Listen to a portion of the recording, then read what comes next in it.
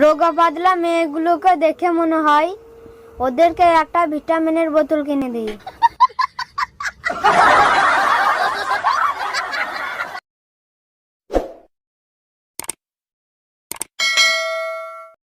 আমার টাকা নেই বলে আজ তুই গেলি চলে, আজ তো আমার টাকা আছে, এবার তো ফিরে আয়।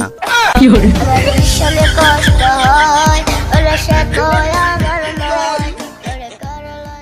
চুল পড়া কমানোর জন্য সব তেল ব্যবহার করা শেষ, কেবল কেরোসিন তেলটাই বাকি আছে।